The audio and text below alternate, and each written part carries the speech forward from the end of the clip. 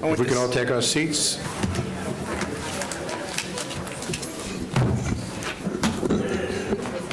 Commissioner Lockhart, there she is.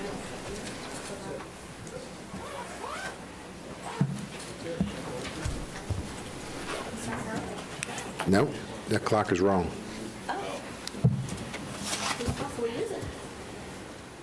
All right?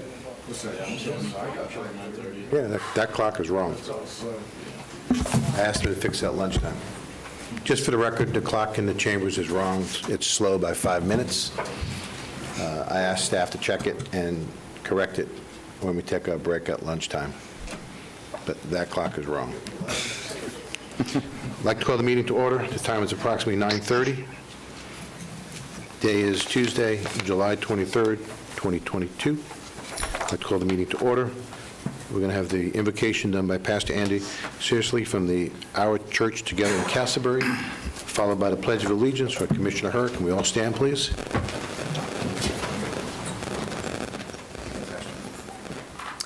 Let us pray. God, we thank you for the privilege of living in this great and beautiful county, which has been created with such care. Lord, thank you for these leaders and for all that you've entrusted to them as they nurture and develop and grow our shared life together. Lord, today I pray that you would give them wisdom on the decisions before them. I pray that you would give them clarity on the issues ahead. I pray, Lord, that you would give them vision to lead in a way that builds us all. Lord, bless this meeting, and we ask in your name, amen. Amen. Thank you, Pastor. It's certainly our privilege that we get to say, I pledge allegiance to the flag of the United States of America and to the republic for which it stands, one nation, under God, indivisible, with liberty and justice for all. Thank you, Pastor. Thank you, Commissioner.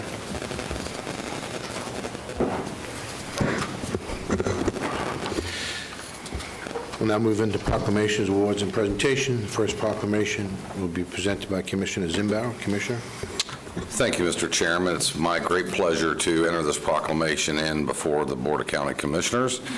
Proclamation of the Seminole County Board of County Commissioners recognizing United States Marine Corps Lance Corporal John Eckenrode for his outstanding service to the United States in Seminole County. Whereas the brave men and women of our Army, Navy, Marines, Air Force, Coast Guard, and Space Force demonstrate a resolute spirit and unmatched selflessness, reminding us that we're a few things more American than giving of ourselves to make a difference in the lives of others. Whereas throughout our country's history, generations of service members have answered the call to leave their families, their jobs, and put their futures and even their lives on the line to valiantly defend our nation. And whereas for many service members the sacrifice has ended in permanent injury or death, yet their spirit remains in the continued preservation of our freedoms and promise of liberty. And whereas there are more than 30,000 living veterans in Seminole County who served our nation in times of peace and war.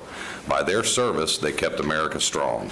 And whereas Lance Corporal John Eckenrode enlisted in the United States Marine Corps in 1966 at Parris Island, South Carolina, serving in Vietnam and Camp Lejeune, North Carolina, before officially separated in April of 1969.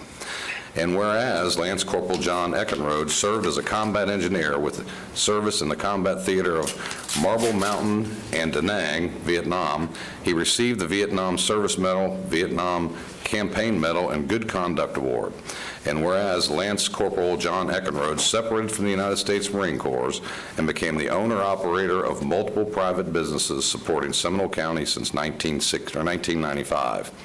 His first business venture was window covering in Longwood. Following this endeavor, he was certified podiatrist, serving the residents of Seminole County, where he still owns his business, Footwear by Design.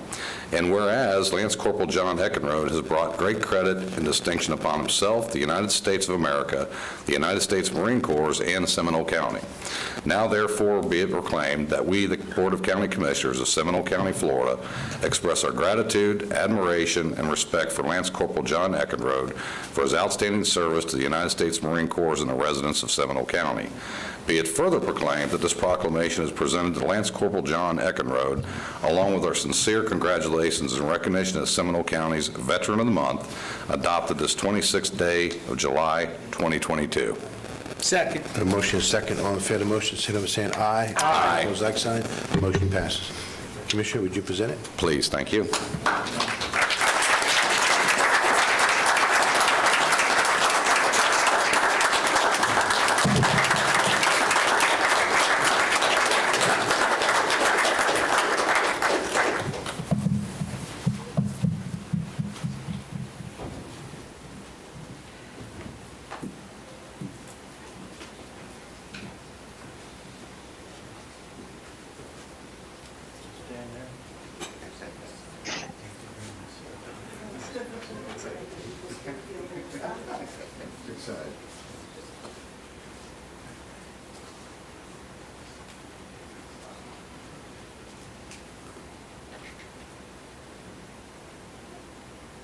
Ready?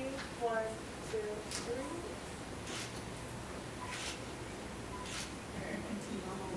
What family come down? Come on, Jack. I'll get you back.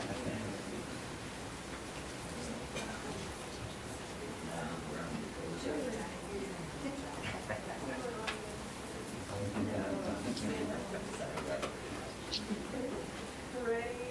1, 2, 3.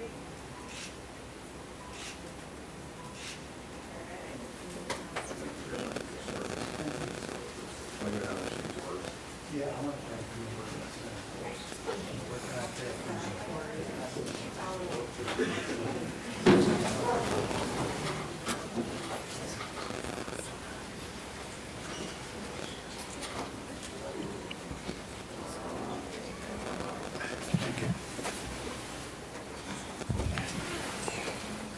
Okay, first of all, I want to thank, Sir, can Oh, you yeah. give us 1 minute to get situated, and you can have Oh, okay. then you can have as much time as you think you need. I'm sorry. It's all right.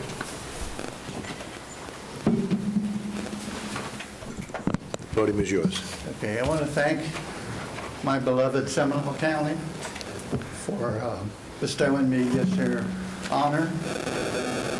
I just want to say that I guess this all started when I was in country over there for about 2 days.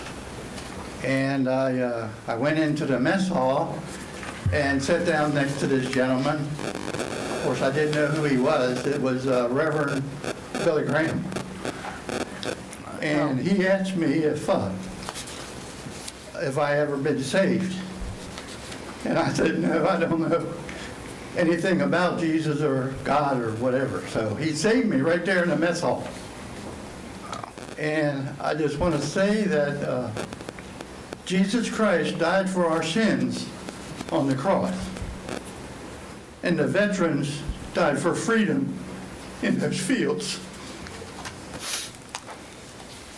And I just want to thank everybody for doing this. Thank you, sir. Thank Thank you you. very much.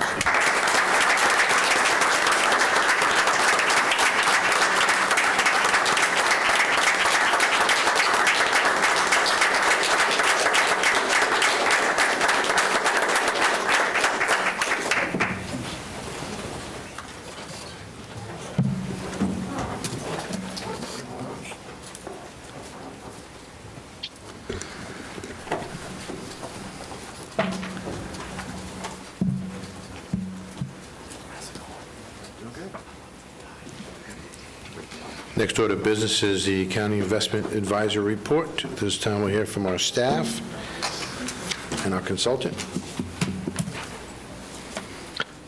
Morning, Scott. Good morning. Can you guys hear me okay? We can hear and see you. Great, great. Okay. I'm going to, and you can see the screen at this point, We can see you. correct? We can see Yes. you. Just me. Okay. And Backdrop. now you can see the screen. Correct. Okay, very good. Well, good morning to everybody, and wish you well. I will go through the presentations as I normally do. I'll try to be brief. Inflation is still what the market is looking at again, And the last report that we got, the last CPI report in June, was the highest it had been in 41 years yet again. Things are not cooling off as much as people thought that they were. Speaking of cooling off, record heat has added some pressure to food prices. There is some cooling of commodity prices, which is good. So we're kind of going in a couple of different directions as far as future inflation is concerned. But at this point, we sit at 41-year highs. And the Fed is concerned about that. So they raised rates. We talked about this the last time because the Fed had met just before the June meeting. There is a meeting today and tomorrow, so they're going to make a decision again tomorrow. The likely outlook is that they're going to raise rates by another 75 basis points. After that, the next meeting isn't for 2 months. And in between the July meeting and the September meeting, we're going to see 2 CPI reports and 2 retail sales reports. A lot can happen in the next couple months. The markets, I feel like I need to mention this, very, very important. The markets really struggled the first half of the year. It was actually the worst first half bond performance of the century. If you bought the 30-year Treasury, for instance, it would have lost 26% of its value in the first 6 months of this year. The shorter you go, the less loss there is because the less market risk there is, but even the 2-year note lost 3% in 6 months. So recession talk right now is gaining a lot of traction. First quarter GDP growth was negative, and right now second quarter is also tracking negative. So the media has really picked up on, and the market has picked up on, and investors have picked up on the idea that recession is out there somewhere. I feel like I need to mention this real briefly just because COVID cases, anecdotally I know this to be true. We've had an outbreak very close to me, home, office, family, friends. A lot of folks have gotten sick. Fortunately not terribly sick, but I do think as we roll forward, looking at this new variant, this is going to impede economic growth even further, and it is going to bear watching as yet another component. This is the inflation that I've been talking about. The blue line is the year-over-year consumer price inflation, 9.1%, highest it had been in 41 years. I will tell you going forward with the expectations of economists, they believe that this is the peak. I will tell you they have believed that we were at a peak several times before, but one of the reasons that they believe that to be true is the red line, and that is core CPI, which excludes food and energy prices. That's been trending downward for the last 3 months. And I should note that the high overall inflation during the month of June was driven almost primarily by oil prices and gas prices, and we know that oil and gas have come down quite a bit during the month of July. So knock on wood, the worst of it may be over. Very brief slide here. I know that today and yesterday we actually had gasoline prices nationwide come down even further. So this is a big plus. You guys know this from the pump and from what you've been personally paying, but we're moving downward. That will help inflation, obviously. So the interest rate outlook, I mentioned that the Fed is expected to raise rates by 75 basis points tomorrow. That's the overnight rate. It's already priced in, and we have 2 months to go before the next meeting after that. But what I want to point out, and I think this is really important, and I know I'm not going to have time to explain this graph on the right-hand side, but if you look very carefully, the number of 25 basis point hikes or cuts is on the extreme left side. So if you find the July 27th meeting, you see that there are 3 25 basis point hikes built into the market, i.e. 75 basis points. It looks like the Fed will move another 50, but it also looks like by the time we get to the December meeting, just 4 or 5 months from now, that's as high as the Fed's going to go in terms of raising the overnight rate. The futures market expects that the Fed is actually going to turn around and start cutting rates. Doesn't necessarily mean it'll happen, but the futures market believes they'll start cutting rates in the first quarter of next year. And they're going to essentially going to take away a good portion of the rate hikes that are currently in place. And then this kind of factors into our thinking and how we're actually going to position the portfolio. So keep in mind the market expects the Fed is going to be aggressive between now and year end. And then once inflation is behind us, the Fed is going to start cutting rates again, basically to pull the economy out of recession. It seems kind of counterintuitive, but that's the way it works. So current investment choices since the last time we were here. Couple things to note. On the extreme short end, i.e. the 3-month is higher because the Fed raised rates and is expected to continue to raise the overnight rate. But then it starts to kind of flatten out a little bit. So the last time we heard, the 12-month was at 285. That would be the 12-month Treasury. Now the 12-month is actually about 292 this morning. If you go out a little bit further to the 2-year, it was at a 303 the last time we met, at 299 now. So you're starting to see the market, the yield curve flip a little bit. Again, which is why I think it's going to make sense for us to continue to try to lock in at some of these rates before rate cuts start to happen. You can see the pool rates have moved up. They're still below what we could find in terms of investment vehicles. And lastly, the banks. Some of the banks want money, some of the banks don't. The banks that are willing to pay a higher deposit rate are actually getting the deposits. The ones that are not interested are having money siphoned away from them. So upcoming maturities, the portfolio is staggered out for about the next 15 to 18 months with at least 20 million in maturities coming due every month. So on the 1st of July, there was a maturity in the Palm term. It came off at 24. It got reinvested back already for 1 year at 363. So we replaced the 24 with a 363. The clerk's office did. We've got a Treasury note maturing that comes off at 40 at the end of this month. We've got another Treasury note, 20 million, coming off at the end of August. Several actually in September, but the first one coming off is in the early part. So recent investments that I should make you aware of, in addition to that Palm that was rolled over essentially to higher yield, we had 2 Treasury notes that were purchased out roughly 2 years at about a 291. That was a lower yield than I thought we were going to get when we went out and did that, when the clerk's office asked for bids. We actually pivoted, and instead of doing a November 2024, we actually did a agency callable that was in July that we got a 320 on, so it was about 30 basis points more. Theoretically, that could be called away in a year, but I thought the yield was important. So basically, we were able to put what amounts to 3% on the books for about 40 million. So recommended purchases, another 40 million. We still have a lot of cash, but I don't think the market's completely conducive, and I think liquidity is very important. So what I'm recommending is 10 million out to March of 2024, short of 2 years, 2 $15 million blocks out to the spring of 2024, and all of these at about 3%. We feel like we need to lock some of these in. You know, if you think about where we were in December, just 6 or 7 months ago, the portfolio was yielding 38 basis points. So we have this opportunity to step in, lock in some earnings, and we're methodically going to move forward and do that. So let me step up just a bit.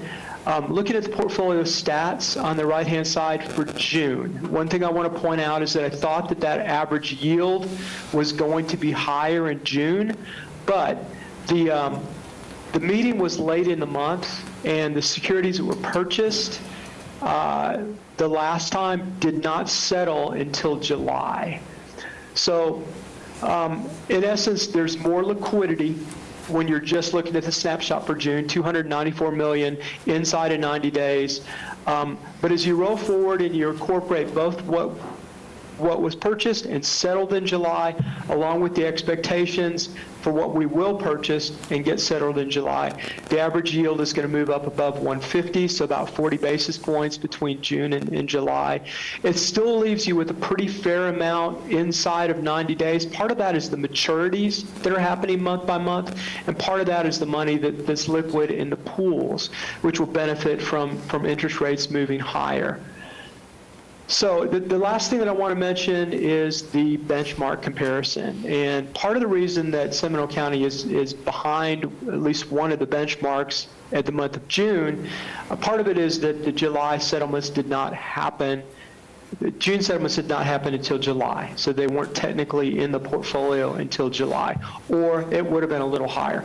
Part of it is that the market has experienced the worst bond market performance in the first half since actually 1842.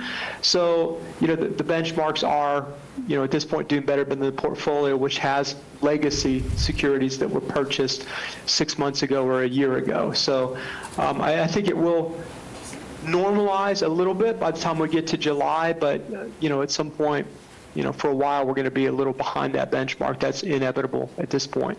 So what I need to, should I ask for, I'm going to go ahead and ask for approval on the recommended purchases, but after that, I will open it up for any questions that you guys have. Scott, So- before we do that, Shani, we have Yeah. any written requests? Anyone in the audience would like to speak to the board? Seeing none, we'll close public input. Board questions? Direction from the board. Move approval. Second. A motion, second, any discussion on the motion? All in favor of the motion, signal by saying aye. Aye. Opposed, like sign, motion passes. Go ahead, Scott. Thanks, Commissioner. I appreciate it. Chairman, you guys Yeah. have a good, any more questions? I think we're good. Okay. Thank you very much. I'll see you next month. Appreciate it. Take care. Bye-bye. Okay, next we're going to move on to the presentation from the Geneva Lens.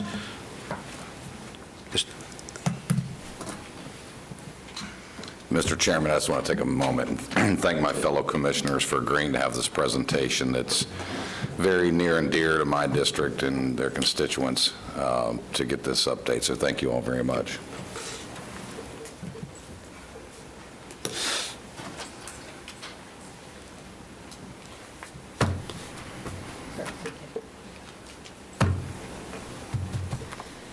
Okay, good morning, Mr. Chairman and members of the board. If My you- name is Claire Muirhead. Claire, if you could pull that mic maybe a little Oh, closer. yeah, sure. How's that? Is that better? Thank you. Okay. My name's Claire Muirhead. I work in water supply planning at the St. Johns River Water Management District, and I appreciate the opportunity to speak with you today regarding the Geneva Lens area. My presentation today will be an update on some of the activities that the district has undertaken in the Geneva Lens area since our last update report, which I believe was in 2008. As you probably are aware, the Geneva Lens is indicated on the map in light green on the slide and is a unique hydrologic resource located between Lake Harney and Lake Jesup.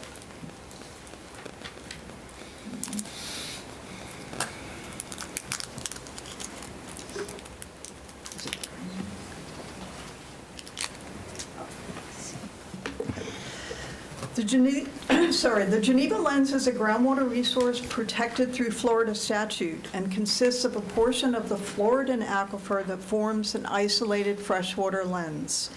This map indicates the fresh groundwater extent of the lens in blue and the more brackish, naturally occurring areas surrounding the lens in yellow and red.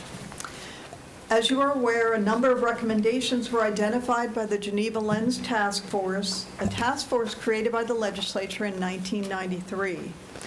Some of these recommendations related to water quality and water resource protection. Today, I want to highlight monitoring that the district has undertaken in the region and mention other district activities related to resource protection in the area. The map also indicates district monitoring well locations where the district has been monitoring both groundwater quality and groundwater level for decades. Some of the monitoring wells have actually existed since the 1980s.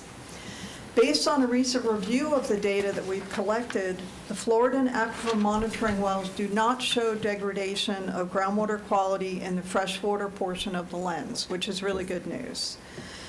In addition, we compared the groundwater level data to rainfall in the area over time. And that comparison indicated that the groundwater levels jived with the rainfall data over time. So this indicates that there is not a local decline in water levels in the lens area either. I want to let you know that monitoring will continue in the region in an effort to manage this valuable resource and protect the freshwater lens as a water supply source.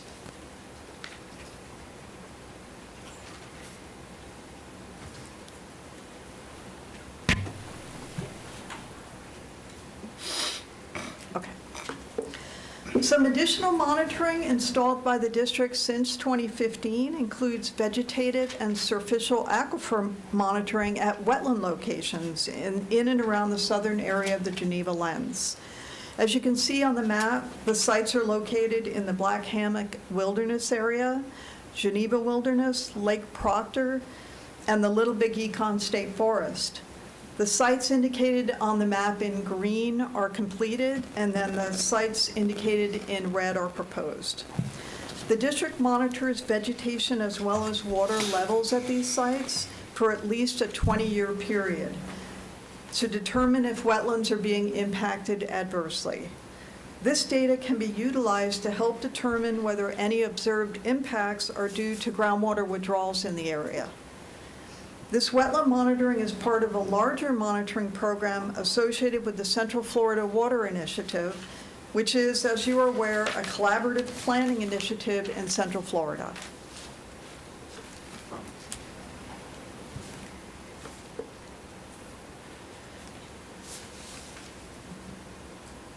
Thanks. I also want to mention some additional recent activities in the region, including significant upgrades to the groundwater computer model that's used in the area. St. John's, along with Southwest Florida and South Florida, have expanded the model boundaries and incorporated more recent data collected in order to improve the accuracy of the model results. This model, which includes the Geneva Lens area, is used to determine whether groundwater withdrawals in the region are impacting or are predicted to impact water resources. Regarding water well construction, as you know, in the past, discussions between the district and the State Department of Health for the delegation of water well construction permitting have taken place. There currently is no mechanism for permitting of individual wells under consumptive use permitting thresholds in Seminole County. But recently, district staff with the Department of Health met to discuss the possibility of finalizing the delegation next year. Discussions are ongoing. The delegation to the DOH will enable better reporting of well construction data, more inspection of well sites, and local enforcement authority. Implementing a DOH program will mean better overall control over the well construction process locally.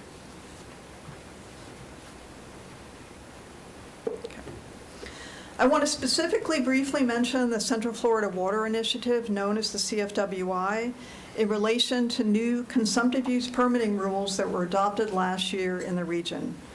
As mentioned earlier, the CFWI is a collaborative process which includes the 3 water management districts, DEP, FDACs, regional water supply utilities, and other stakeholders.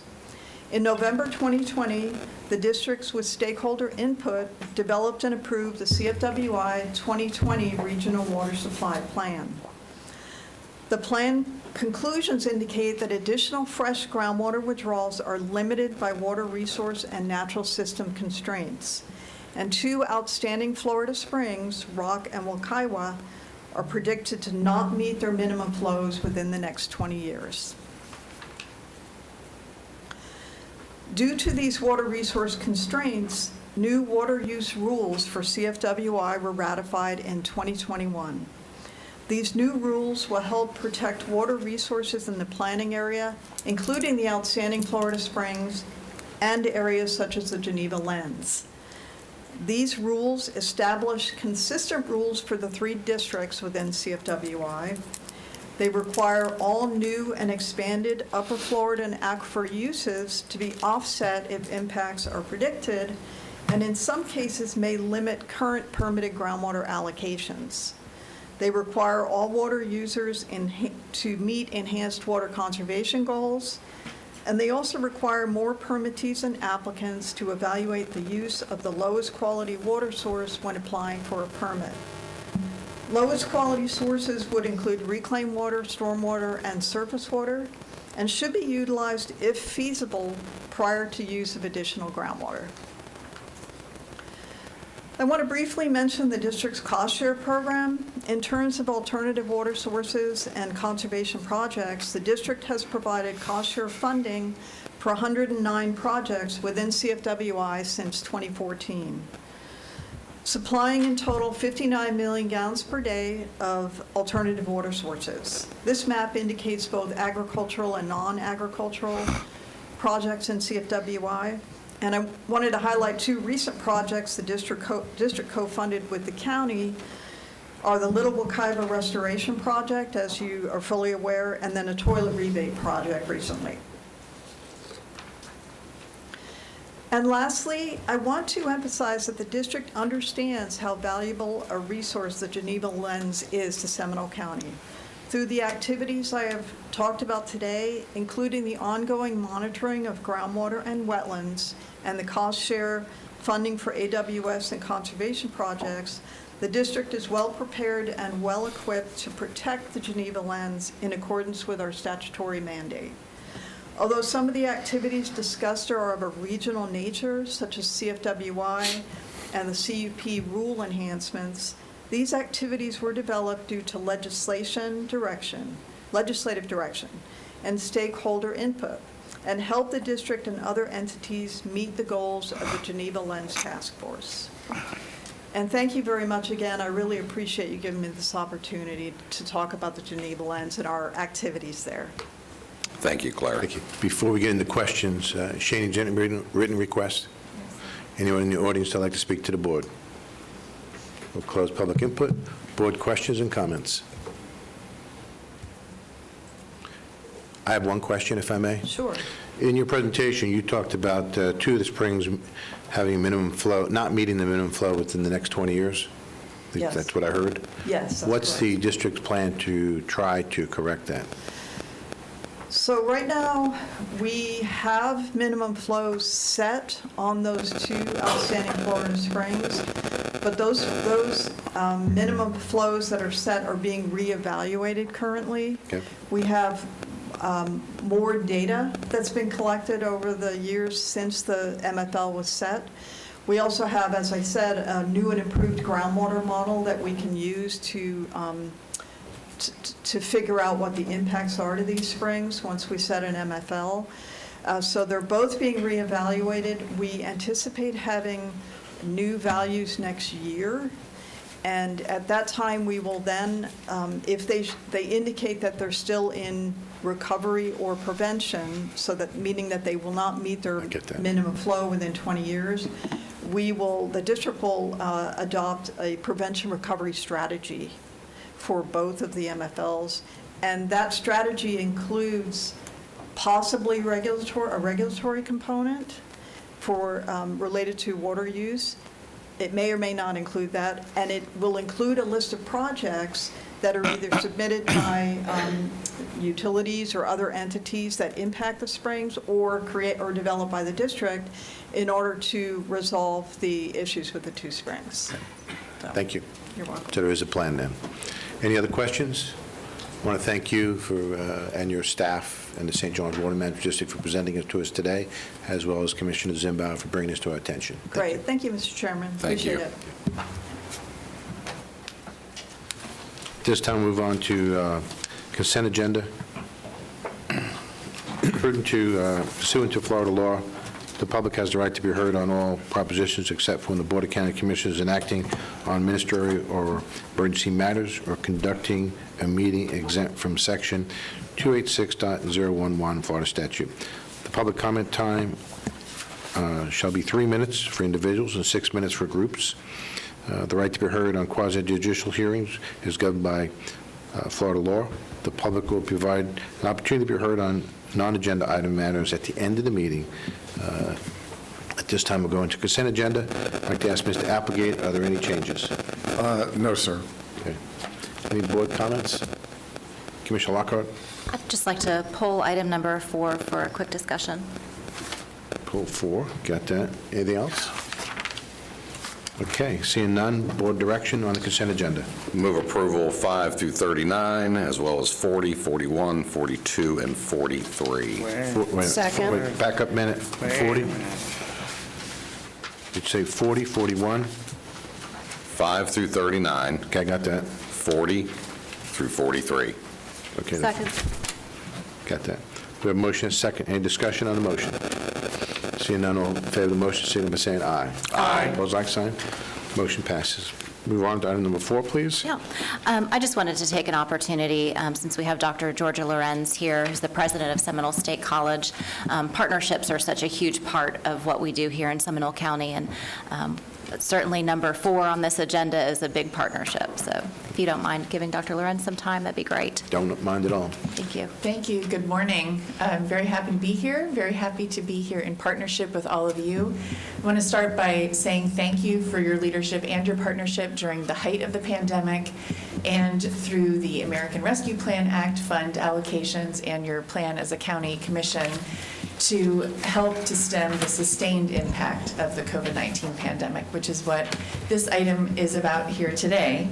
This is a follow-up to an agreement that you approved, I believe, in June for our Center for Business Development, which focused on small business support. We're now focusing on job training support for members of our county community who've been impacted by COVID-19, those who may be unemployed or underemployed, seeking more stable employment to prevent such impacts to their families in the future.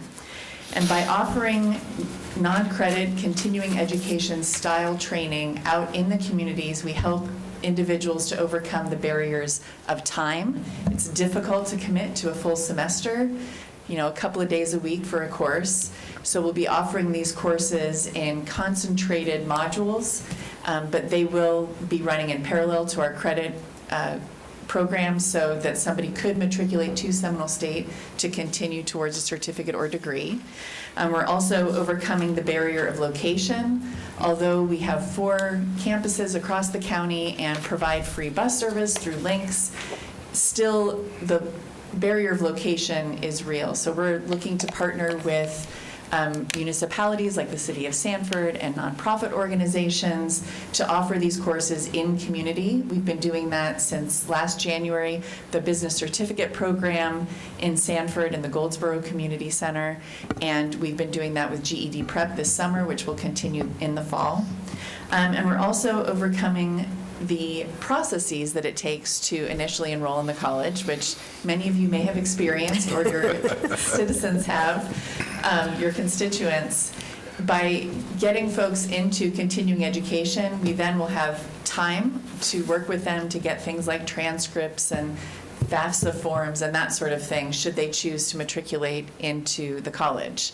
We're working very closely with our employer partners. Of course, this will tackle 2 obstacles that face us in the post-pandemic era. One is for the individuals themselves, gaining sustainable, stable employment. The other is helping our employer partners to get the talent and workforce that they need. We know that there are a lot of struggles right now on that front as well. So we're working very closely with employers. Orlando Health is one of our founding partners to ensure that folks get through these training programs and into employment immediately. And I'm happy to answer any questions. And again, thank you for your partnership on this important initiative. Thank you. Thank you. Thank you. Direction from the Commissioner Zimbauer.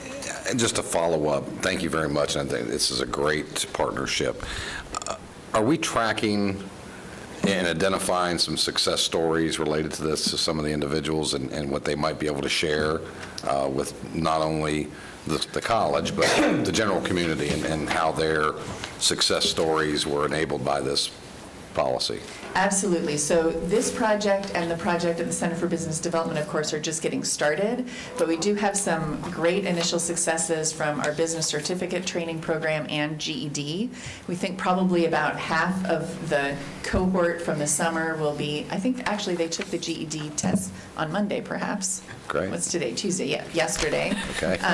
It is a variable time frame for people depending on where they start. Right. But in just a couple of months, about half of the cohort has hopefully successfully completed their GED.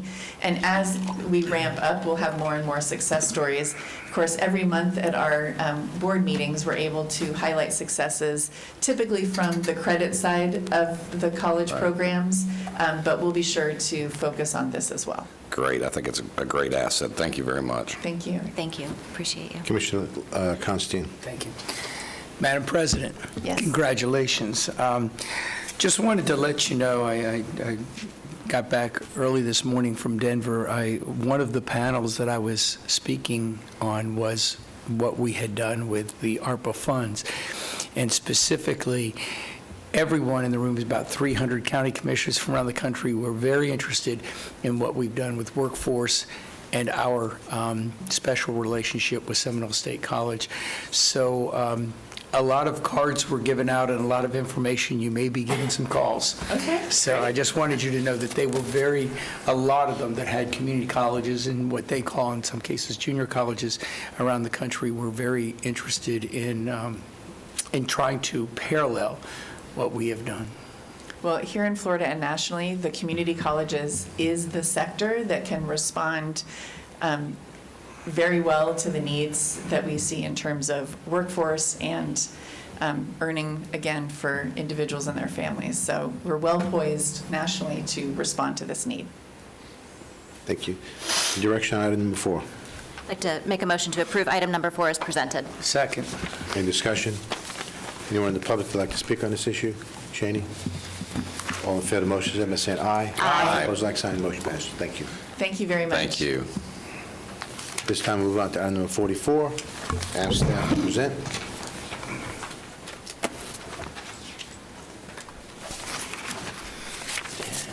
That was true. They were very interested.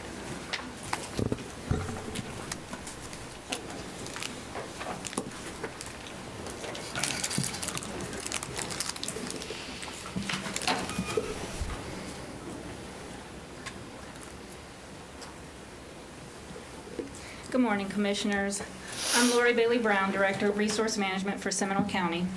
In compliance with the truth and millage requirements, this item is to approve the fiscal year 23 proposed millage rates and set the time and date and place of the first public hearing.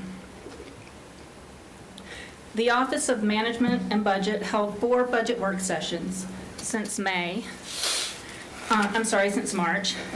and delivered the proposed budget on June 14th. This budget assumes the same millage rate as prior year for all 3 levies. The proposed millage rate for each district is unchanged from the current rate. The current rate, or the proposed rate, for the general fund is 4.8751 mils. The proposed rate for the fire district. This is a chart, by the way, of the history of the millage rates. I thought I'd throw that in there so you can see we've had these rates for quite some time. At least 12 years shown here. Shani, oh, there it goes. The proposed millage rates for each district are unchanged, and the rates are 4.8751 for the general fund, 2.7649 for the fire district, and 0.1107 mils for the road district. These rates are above the rollback rate in the aggregate of 9.62%. The rollback rate is the rate that would give the same revenue as the prior year, excluding new construction. Total countywide taxable property values grew 12.62%, with 2.51% attributable to new construction. As a result of this growth, total ad valorem revenues will increase by $23 million in the general fund, $9 million in the fire fund, and $253,000 in the transportation trust fund. The additional revenues are primarily to support increased costs for public safety, mass transit, and debt service. In addition, we request the board to set the first public hearing for Tuesday, September 13th, 2022, here in the BCC in the board chambers at 5:30 in accordance with Florida statute. The second public hearing is scheduled for Tuesday, September 27th in the chambers at the same time. This concludes my presentation. I'll be happy to answer any questions. Before we go to the board, Shani, is there any request to speak? Is there anyone in the audience that'd like to speak to the board on this issue? Anyone in the audience? Seeing none, we'll close public input, ask for board direction and/or comments. I will move approval of the request and the 2 dates of the public hearings. Second. The motion is second. Any discussion on the motion? Seeing none, we'll call the question. All in favor of the motion, signal by saying aye. Aye. Opposed, like sign. Motion passes unanimously. Thank you, Lori. Thank you. Okay, that concludes item number 44. We'll now go on to the county manager and staff. Mr. Applegate? Mr. Chairman, nothing this morning. I'll wait till this afternoon for the Okay. report. County attorney? Nothing from legal this morning. Okay. All right. Seeing nothing from the county manager or the attorney's office, anything else from the board at this time? We will stand at recess till 1:30. Thank you.